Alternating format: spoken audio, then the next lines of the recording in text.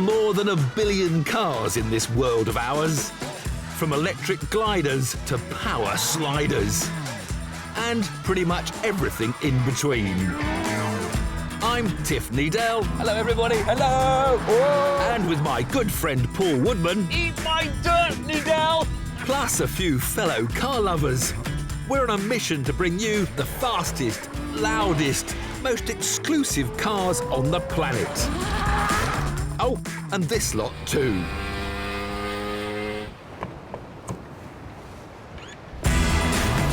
From high peaks to millionaires' retreats, our quest has taken us far and wide. Stopping at nothing to bring you the ultimate automotive experiences.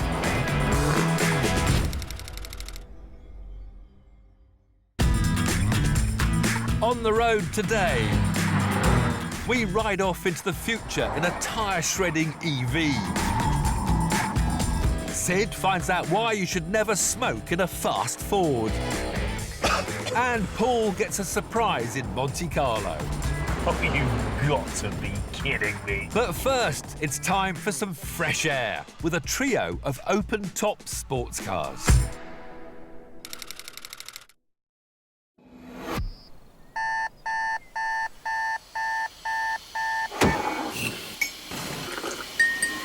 So, Paul, whose idea was it to test open-top sports cars in the middle of winter? I mean, the sun's not even up yet. You're so grumpy in the mornings. Wow. You've both got the memo. This isn't just any open-top sports cars. These are sports cars got to be fun, practical, and they've got to be under £200,000. First up, Ollie, you're the guest. What have you got for Tiff?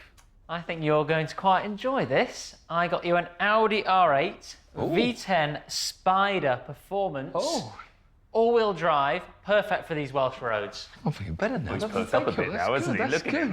Happy So now. what have you got, Ollie? Oh, Ollie, you are going to thank me later for this one. I've got you a lime green McLaren 600LT Spider. Hold on a minute. You can't get one of those for under £200,000. OK, it's 1,500 quid over. 1,500 quid between friends, and he's a guest, so... All right. I think for that amount of money, this is the most hardcore we're going to get, so I think that's worth it.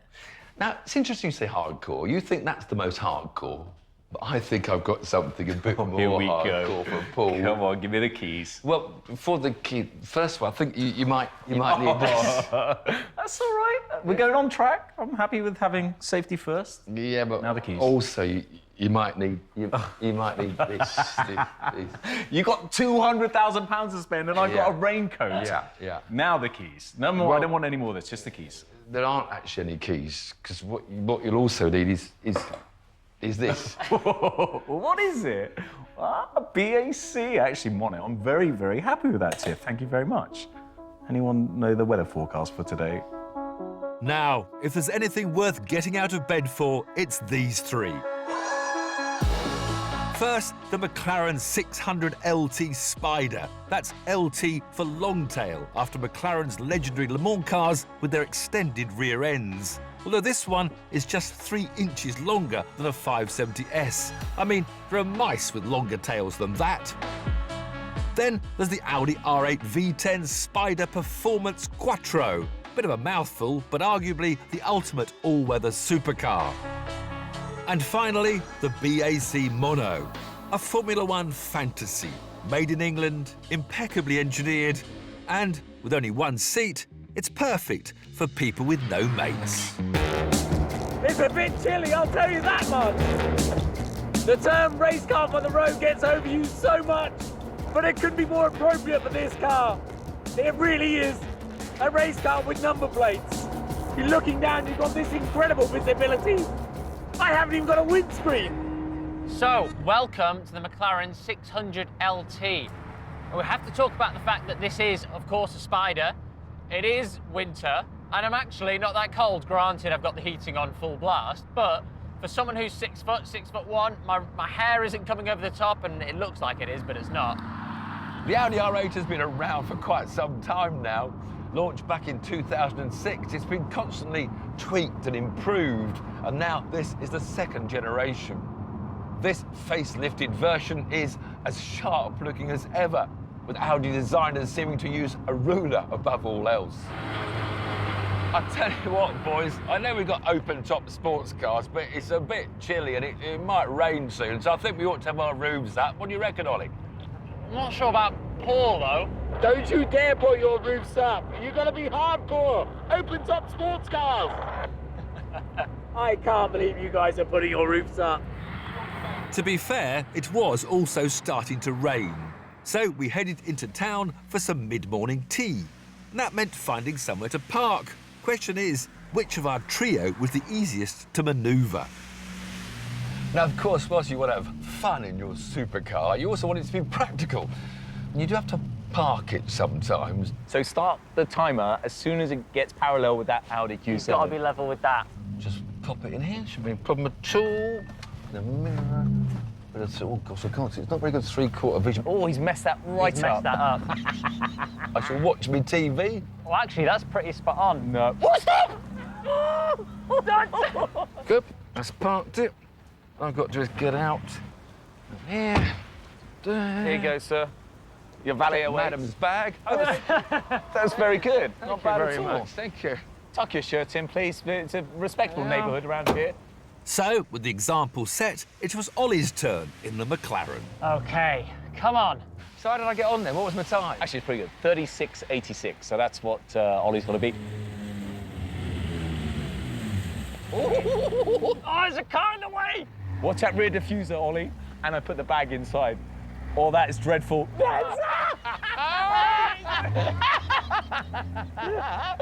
You said he'd be good. You said his reversing camera was brilliant. He was so worried about the parking. Oh! Oh, Okay. dear, oh dear. Well done, Ols. Nice one. Ols, the bag's in there. We kept it in there just to keep it dry, OK? Yeah, it's just got to keep it dry. Yeah. Don't run over the young men of the town. 36 to beat. I mean, you're nearly going to beat it. You better be quick, quick, quick. Shut the door. Oh, you just... Close. Very good. Only you're 8 Come on. seconds slower. Get that thing out of the way. Here we go. I need my helmet, though. So I did a brilliant 36 seconds. You did a rather 44. How long do you think Paul's going to take? I don't know. What's that? We've got by 7 p.m. maybe? This isn't really meant to be driving around a town. A car that does 0 to 60 miles an hour in 2.7 seconds, driving down the high street. Knocked into neutral with this sequential box. There he's in. He's got it in gear. That's looking good. Oh, it's going to be good. It's going to be good. That's really good. Ah. That's good. Come on, off. Undo the harness at the same time. I don't want to wreck the car. I've left the steering wheel in. I've got to get my feet out of the steering wheel. No! I left the steering wheel on. Haven't you got a bonnet opener? Give me the bag. You give me a bag too big for my car. No, that's not in. It's not in. No, It's not I'm in. not even playing That'll this game fit. anymore. That'll I need fit. a bag that fits the car. So the Mono isn't the most practical thing for a weekend away. But just wait until you get out of town and into its natural habitat. More on that when we come back.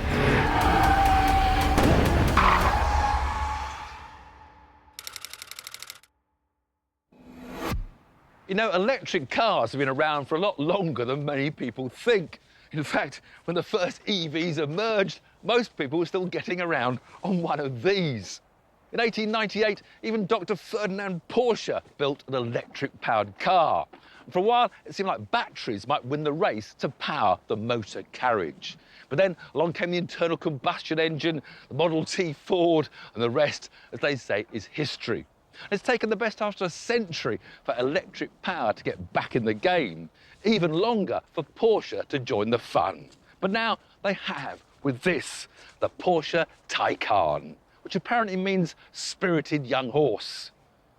A bit like one of those. So, this is it. The future, or rather, the present. We've all known electric cars are going to be the way to go, unless there's a last-minute reprieve from some magical alternative fuel. But when a company like Porsche goes electric, you know the time has come to take the kilowatt very seriously. As you'd expect from a battery-powered Porsche, it feels futuristic.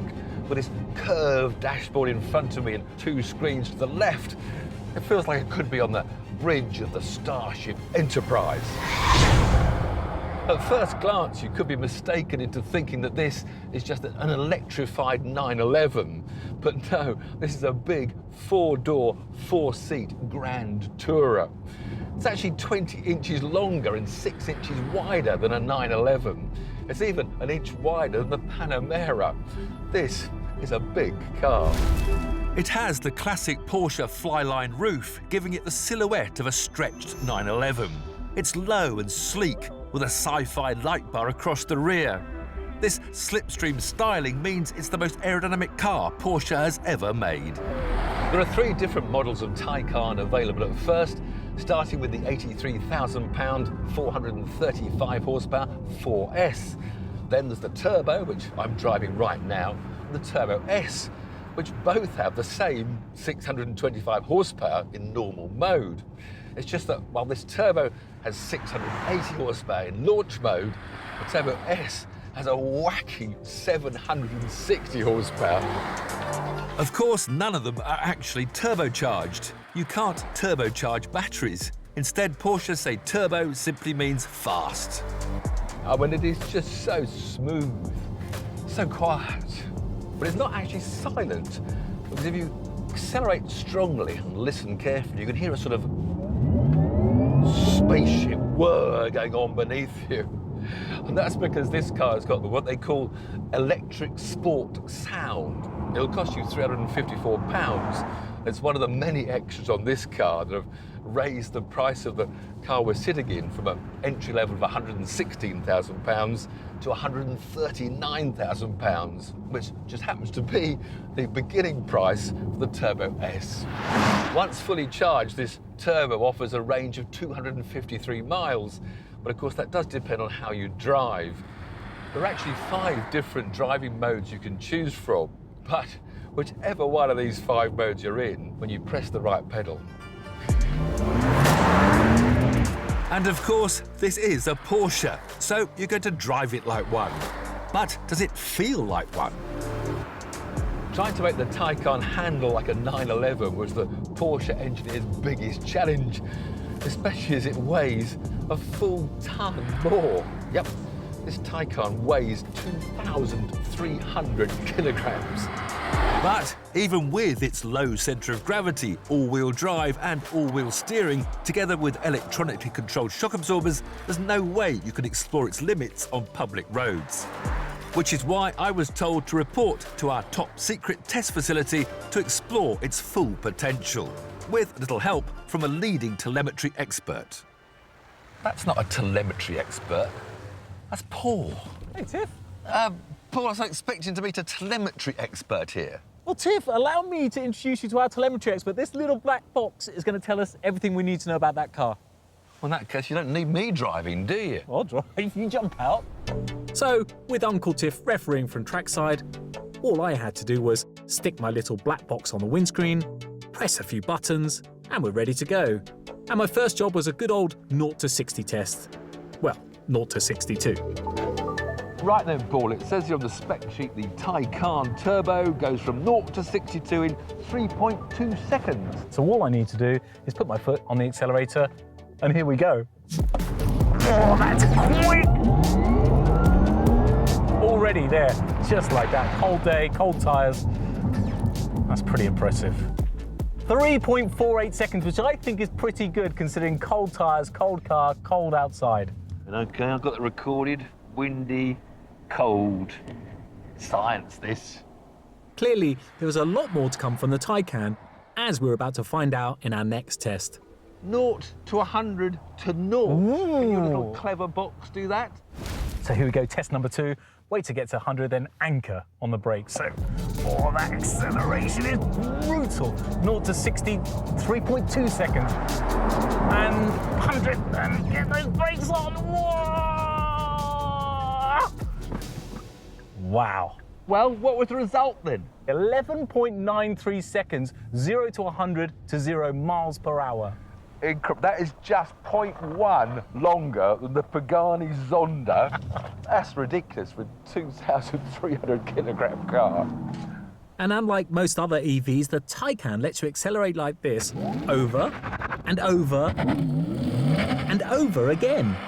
It's thanks to its 800-volt system developed in its Formula E racing cars, meaning it doesn't need time to recover during launches. Which is just as well, really, because we weren't done yet. Now we've got a kilometre of runway here. Oh. I think we should find out what sort of top speed a Porsche Taycan can achieve in a kilometre. I want a decent top speed out of you. Officially, the Taycan Turbo has a top speed of 161 miles an hour. Clearly then, I was going to need all of the runway I could get. So, without further ado... So here we go. This one I'm not looking forward to, but we're going to give it a go anyway, and we're going to go for top speed. For the acceleration. It's not about how fast I can go, it's how brave I am. And it's also, when am I going to put the foot on the brake to stop, because the runway is closing very, very quickly, and I'm going to chicken out right now. Whoa! So come on then, come on, what speed did you get? I bottled it at 156. Useless. All right, so maybe I could have hit the brakes a tiny bit later, but I was only a few miles per hour short of the top speed. And from a standstill to 156 miles per hour and back to a standstill in under a kilometre, that's not bad in my book. It's quite a machine, isn't it? The only trouble is, it does all these things, amazing performance on the road, in all your scientific tests. But for me, it's just lacking that bit of heartbeat, this electric revolution. I need a car that makes me feel more alive. I'll tell you what, Tiff, as I like you, have a go in there, see what you think. You see, I knew he'd say something about heartbeats and emotions, which is why I brought this along. Yep, a Ferrari 458 Speciale. If electric cars like the Taycan are to find a place in our hearts, it's cars like the Ferrari they have to beat. Of course, you can't measure fun, but that wasn't going to stop us having a go anyway.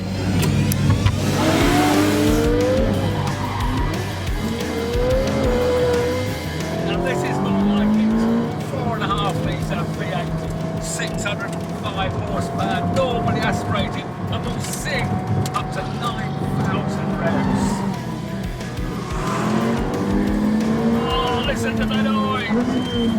This is what gets my heart beating! I'm gonna open it up! I'm a flying Ferrari! Guys like me have grown up with this drug of adrenaline from petrol power. We're always gonna miss that.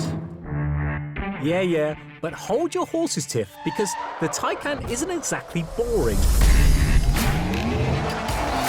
You give a massive old flick, you've got to get it. Oh, baby, there we go.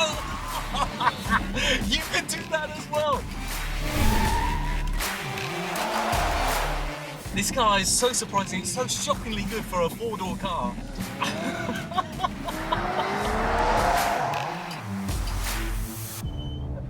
It looks like you're having some fun in that big Porsche.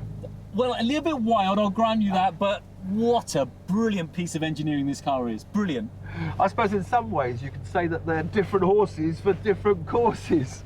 So you won't mind if I take this Ferrari home then? Tiff, you fill your boots, you look like you're having fun in that as well. I think you'll find there's a charging station about 10 miles down the road. I hope you can make it. Cheers!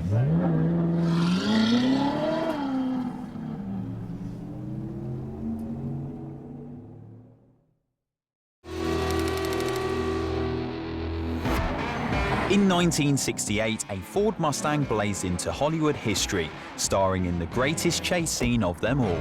The movie was Bullitt, the driver Steve McQueen, and the rest is history. Well, almost. Because what you see here is a 21st century tribute to that silver screen legend. Debadged and in dark Highland green, it's a proper homage to McQueen's original fastback. And it's yours for a smidge under 50 grand. I'll tell you what, I've always admired Ford Mustangs as a kid, especially in films like Bullitt and Gone in 60 Seconds. But when I actually came to drive one, the previous generation, I never really enjoyed it. In fact, it was one of those never meet your heroes kind of things. But you know what, this Bullitt version, I feel like a superstar. It's a car that can live up into the Mustang name. At the heart of it all, of course, is a 5-litre V8. No turbos, no superchargers, just good old natural aspiration. Known as the Coyote engine, it has 459 All-American horsepower.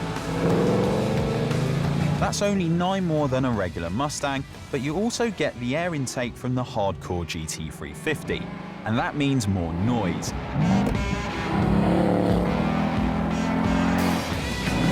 A full-fat, star-spangled soundtrack.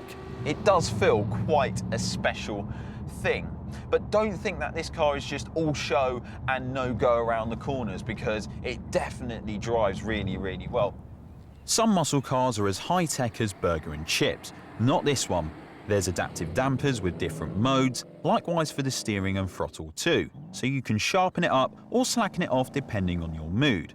And all Bullitt editions get Ford's GT Performance package. That means 6-piston brake calipers from Brembo, lower, stiffer springs, beefed up anti-roll bars, recalibrated dampers, and a limited slip differential. And that means the Mustang has some seriously slick competition. Highly engineered, immaculately styled, it's my colleague Paul, and he's driving an Audi.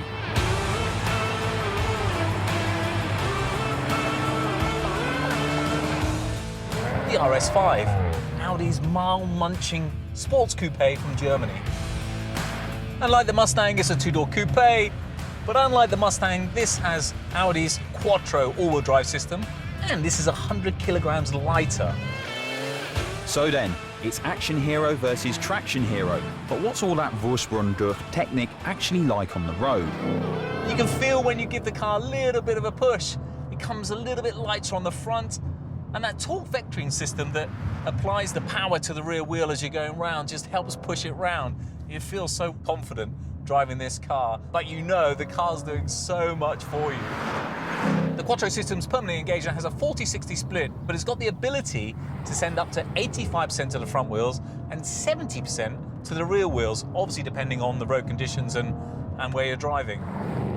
And this V6 engine, the new V6 twin turbo that was co-developed with Porsche, has come under a bit of stick because the outgoing V8 was so wonderful, it's such high revving to 8,000 revs.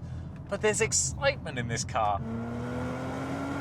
The engine sounds good. It's a nice note, but I have to confess, the V8 of that Mustang Bullitt does sound a lot better. So on one hand, you've got this very aggressive sports coupe, and on the other hand, you have this beautiful, relaxed GT cruiser. And I gotta say, if you compare the interior of this car to the Mustang, there really is no comparison. Audi interiors are a joy to be in. And the RS5 is a little bit of a tease because on these roads with UK national speed limits, it's just asking you to drive it a little bit faster, and a little bit faster, and a little bit faster. I think we've got to find somewhere else because this is becoming rather addictive. Thankfully, I knew just a place.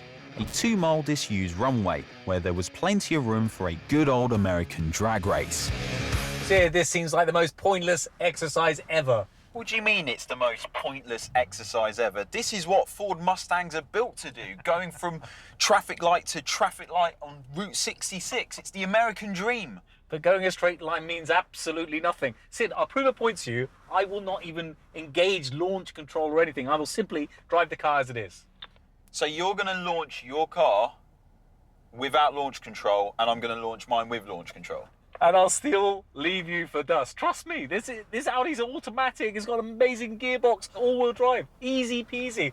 But first, and in the traditional drag racing style, I had to warm up my tyres. Thankfully, the Mustang has a neat trick up its sleeve. It's called line lock, and it lets you do this. What are you doing? It's basically a burnout for amateurs. Honestly, who needs four-wheel drive when you've got nice sticky tyres and a hearty V8 to pull you along? It was time to show my colleague how it was done. Got him! I've got him! See you, mate. Oh no! Come on, Mustang! Absolutely no contest. Okay, Paul's made a point. He's actually made a point. Right, Sid? Hi, mate. This thing is just wicked, isn't it? It's just a wolf in sheep's clothing. I'm not sure what sheep wear these days, but he's right. Then again, at around £60,000, the RS5 is about 10 grand more than the Mustang. It's lighter, leaner, more efficient, and more proficient. It's all very grown up, but do you know what? You can keep your four-wheel drive and computer-controlled trickery, thanks very much. Because while the Bullitt might be a thoroughly modern Mustang, it still has a bit of that old-school movie magic. Now, did someone say action?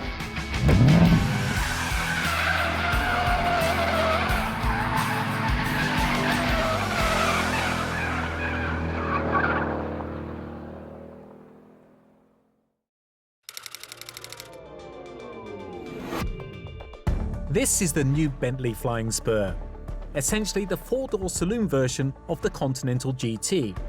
Like its predecessor, it has a 6-litre twin-turbo W12, costs as much as a house, and comes with its very own first-class lounge. But Bentley reckons this all-new Flying Spur is just as much fun up front as it is in the back, which raises a tricky question: to drive or to be driven?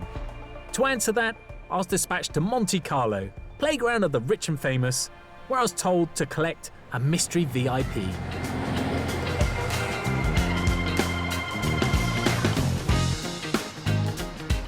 Oh, you've got to be kidding me. Ah, just the man. Hello, Paul. I can't believe it. I've been stitched right up. I thought it was going to be a VIP. I am a VIP, I'll have you know. Like, I couldn't let you test this wonderful Flying Spur on your own, could I? Well, I'm actually quite pleased you're here, I'll be honest with you. Nice to see you. But what are you Square. doing in the south of France? I'm looking at buying a boat, Paul. You're not going to buy a boat. Yeah, I've got an agent that sourced me one. In fact, look, let's start. I don't know what about the test, but come on, let's go around a bit of the Grand Prix track and take me back all those years. I came out in 1980 in my Ensign Grand Prix car down this very hill. I still can't believe I actually drove around this place in a Grand Prix car. I was very, very fortunate. Right, I've got to stop you there, because if you're going to tell me your history of driving around Monte Carlo the whole time, we're in this wonderful new Flying Spur. Keep it apex, hold the apex longer. If you hold the apex here, you're going to hit the scooters. Well, you just have to get first gear, which is against a spring and back, and then grab an extra bit of lock because it was so tight, and then feeding in the power.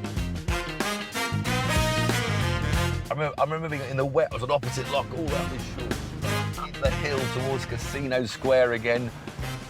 I'd tell you one thing, I'm not turning right. What? I'm going left right now. I've had enough of this. We're not going up the hill. We're going out of town. But that's the best bit. Come on, let's go talk about the car. Look at this car. Casino Square. We're going to talk about the car.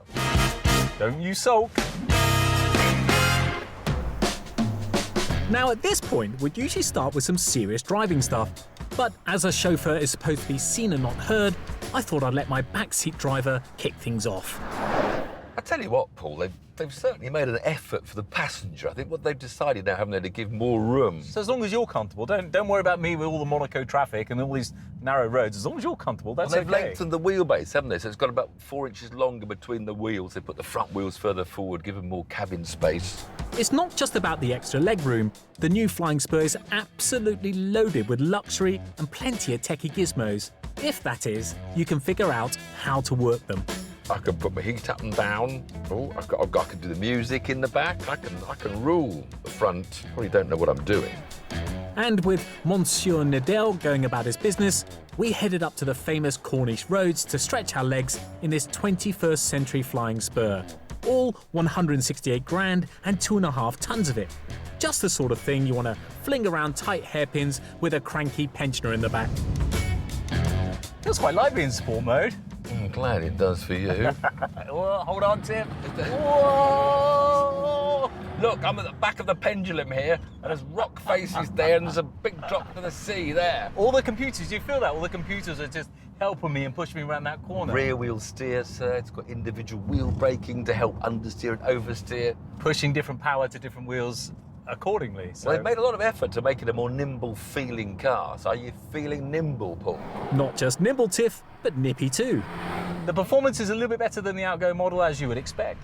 635 PS horsepower. Oh, it's 10 more horsepower than the outgoing W12. It's a little bit lighter though. Yeah, but also what they've done is they've actually pushed the torque up a lot. That's the big difference. They made the 0 to 60's gone down from 4.3 to 3.7 or something, mainly through increase in torque. Okay. It's also got this active roll control with a 48-volt electric motor, which sort of softens it when it needs softening at low speeds. Are you holding and on? then stiffens it up when you hit a corner a bit too quickly. It is amazing what they put into making these big cars handle like small cars.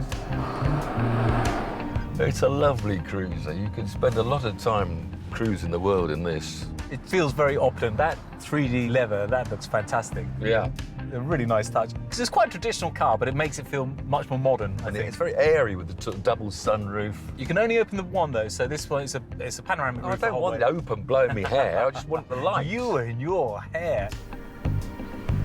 I think it's time we pulled over, had a look at the lovely styling, and maybe put me in the driving seat.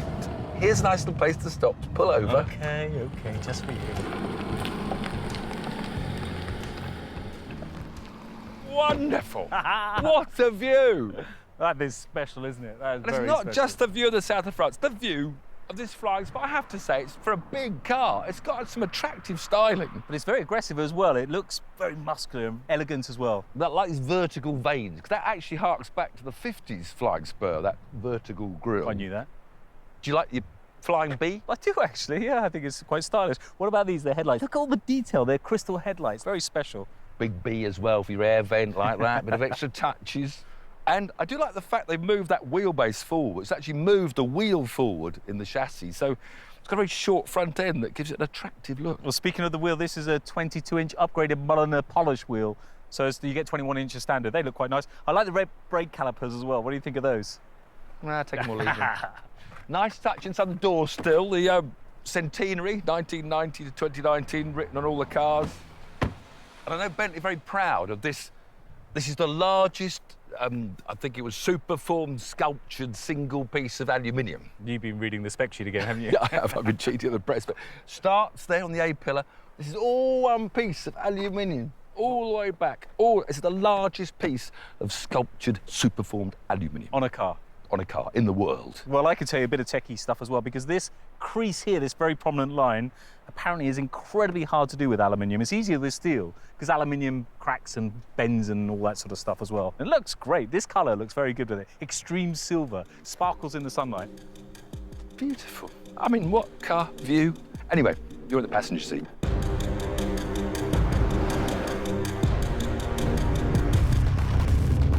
Time to head back down the mountainside, heading for the beautiful seats. And a little surprise I've got for you in a marina as well, which I can't wait to show you. Corner. Try these brakes. Because they haven't gone for carbons, have they? They've stayed with steels, but they're pretty impressive. The old one had a torque split of 40 front, 60 rear all the time, but this has got rear-wheel drive most of the time, so it's actually a rear-wheel drive car. And only when the rears get into a bit of stressfulness does the power go to the front wheels and make it four-wheel drive. So it's a much sportier setup, really, mechanically, as well as with the steering.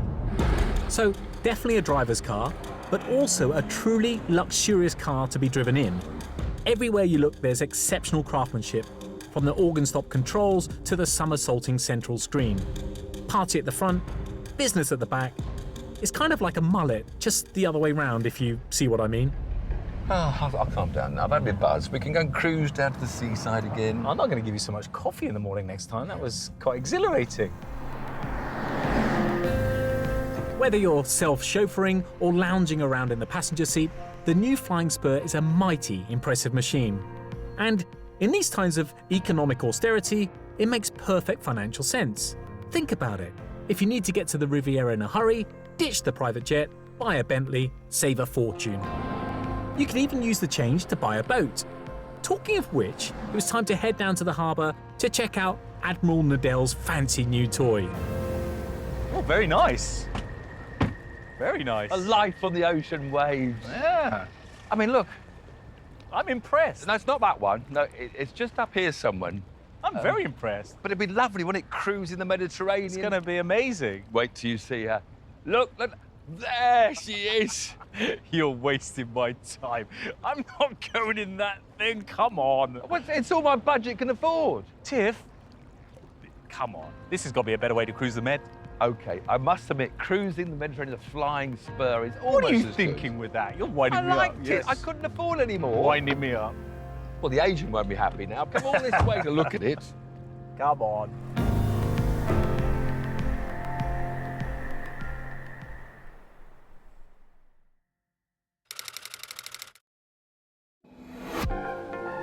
Earlier, we were testing some open-top, hardcore sports cars. And after an early start and a parking challenge, which, by the way, I won comfortably, it was time to head out onto some Welsh roads to see what these alfresco machines were really all about. Now we're talking. But don't get confused by the fact that the Audi won the practicality test. That doesn't mean that it's in any way a boring car. It might not have a great wing on the back like the McLaren. It might not have a steering wheel you can take shopping with you. But what it does have is the wonderful, normally aspirated V10 engine with the soundtrack to match. Meanwhile, in the Mono, This has a very modest, in comparison, 2.5-litre, 4-cylinder Mountune engine. But as the car's only 580 kilograms, my power to weight ratio is far superior to the other two cars. In fact, it's similar to that of a Bugatti Veyron. And when you consider the McLaren 600LT as a stripped-out performance car, really focused for track use, this car weighs half as much.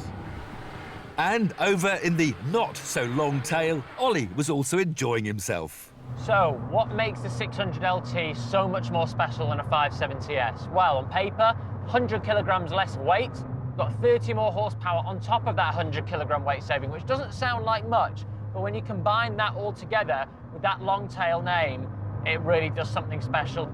You can have the option of no carpets, no door cards, no glove box, stiffer even in its softer settings, and it really, really puts the power down well.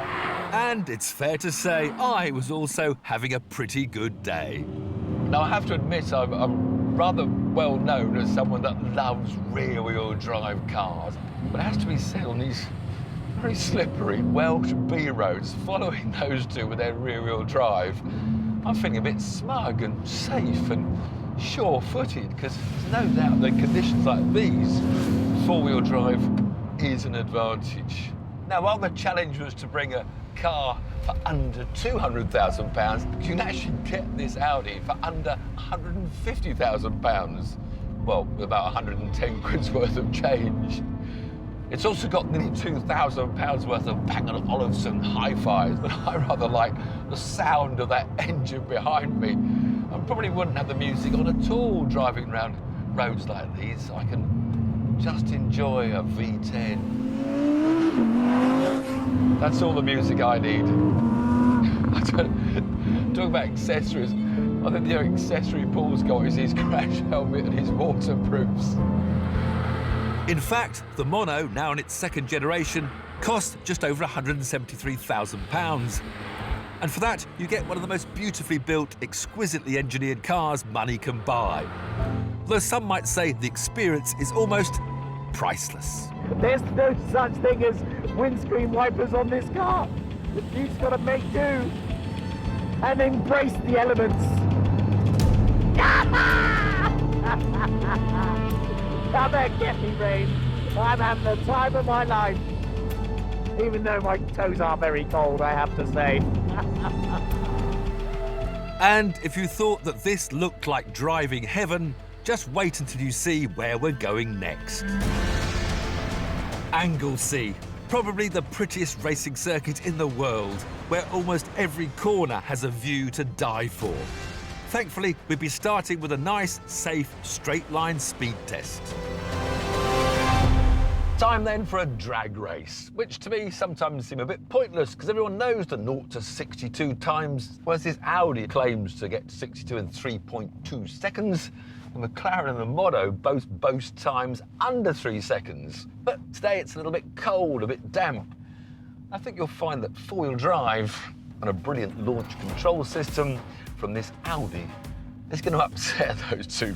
Okay, revs.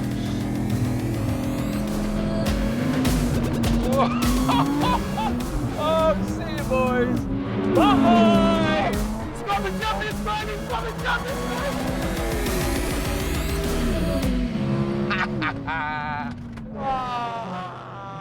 He got the jump on us that time. There you go, you see. You can read 0 to 60 in under 3 seconds. You can print whatever you want. But when it comes to the real world, there are times when four-wheel drive and a good launch system can leave the Flash Boys behind. So, in less than ideal conditions, the Audi was king in a straight line. But how would it do when it came to cornering? It was time to find out with some free practice time, as they say in Formula One.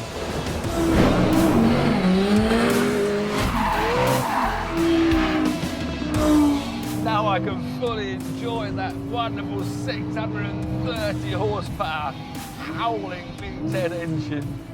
And the question is this maybe the last time we're going to get howling V10 engines, loud turbochargers added, such as the trend of the way petrol engines are going. Hammer the brakes.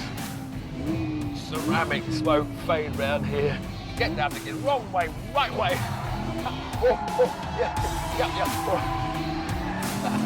That's what you have to do to get an Audi R8 V10 sideways. The good old Scandi flick. Meanwhile, in the rear-wheel drive McLaren, Ollie was doing a bit of high-speed sightseeing. Is there anything more fun than having a track to yourselves, 3 of the best open-top supercars in the world? What a job. This is the view. This is what we come for at Anglesey. Look at that. Just amazing, and it's just so much fun. I can't resist. Love it. And Paul was living the full single-seater fantasy. On the road, this car was fun, but on the track, this car is absolutely extraordinary. It's crazy, really, that this car can have license plates and then just perform like this on the track with no alterations, no adjustments whatsoever. You've got traction control, 5 different modes, but the traction control actually learns a little bit of how you drive.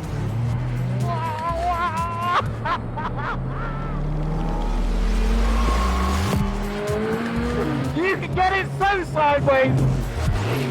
I mean, this is a joy to drive. I know it's heavier, I know it might end up being slower than a McLaren, but it's just the sound, the sound. And you almost want to come to a corner so you can change down.